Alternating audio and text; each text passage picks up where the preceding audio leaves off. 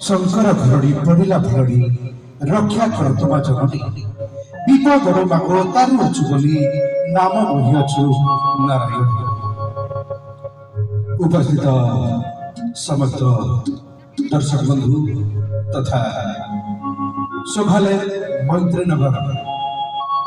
सरस्वती पूजा committee president secretary कोषाध्यक्ष तथा समस्त कर्मकर्ता मानक एवं यही अंचल समस्त मान्यगण्य व्यक्ति मान ओंकार भजन संध्या तरफ आपण मानक अनेक अनेक साधुवाद एवं यही सांस्कृतिक कार्यक्रम को आपण मानक सादर स्वागत। आज पवित्र दिन में ओंकार भजन संध्या को आपण माने एही मंच उपरे